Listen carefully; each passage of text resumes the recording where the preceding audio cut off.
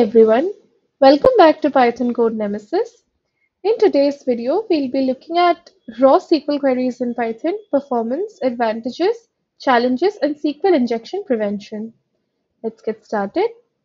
When working with databases in Python, developers often use object-relational mapping libraries like SQLAlchemy or Django ORM to abstract away SQL queries. While ORMs provide convenience, they may not always be the most performant option.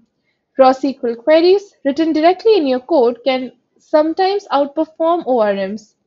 In this article, we will explore the advantages and challenges of using raw SQL queries in Python, discuss the risks of SQL injection, and demonstrate how parameterization can be used to mitigate these risks. Advantages of raw SQL queries: performance. One of the primary advantages of using raw SQL queries is performance. When you write SQL queries directly, you have more control over query optimization. You can craft efficient queries tailored to your specific use case, which can result in faster execution times. Complex queries. Raw SQL queries are more flexible when dealing with complex queries that involve multiple joins, subqueries, or specific database features. Writing these queries in an ORM can be challenging and may not provide optimal SQL code, which is true. This is something that I have faced personally as well. But in some cases, in most of the cases, I prefer ORM because I feel it's readable and another person can also read it and understand what you're trying to do with your query. SQL queries, on the other hand, if they are written raw, can get a bit hard for people to understand if there is a lot of nested subqueries. Challenges of raw SQL queries.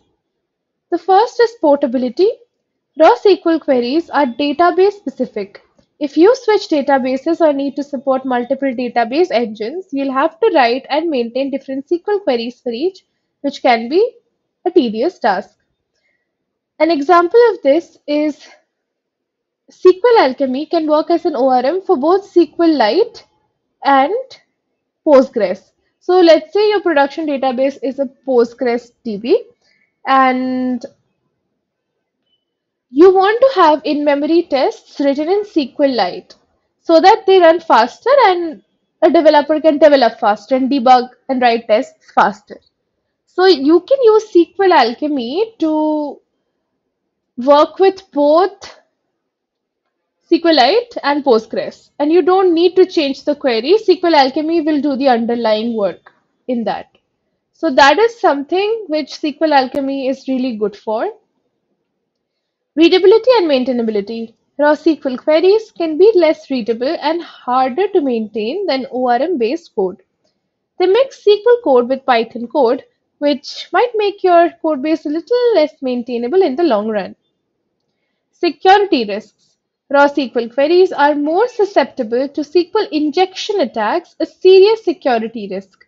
Without proper safeguards, malicious users can manipulate your queries to execute unauthorized commands on your database. Mitigating SQL injection. SQL injection is a significant concern when using raw SQL queries. To prevent SQL injection, you should use parameterization. Let's look at an example. First, install the SQLite 3 library with pip install SQLite 3. Create a SQLite database using the following code. So there's a database example, and then you create a table called users with the following fields: ID, which is integer, and also primary key, and name is text, and then you insert some data into it.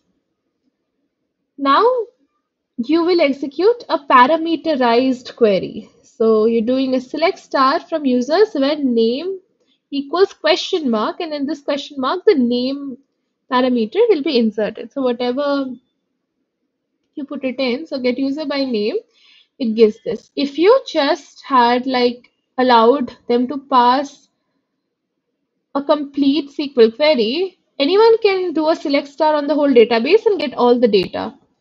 So that's why Like what people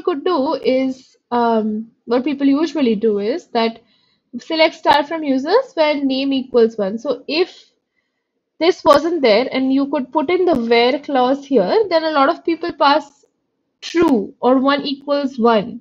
So you get the information for all of the users. Whereas here you're passing a certain name, your name, in fact, and you only get the data for that name because this is parameterized. So that is where it helps. In this example, we used a parameters query with the question mark placeholder and we passed the value for the name parameter as a tuple. This prevents SQL injection by ensuring that the user input is treated as data, not SQL code. So that's it for this video. Thanks for watching. If you like this video, please follow Python Code Nemesis on YouTube. Thanks for watching. Have a great day. See you in the next one.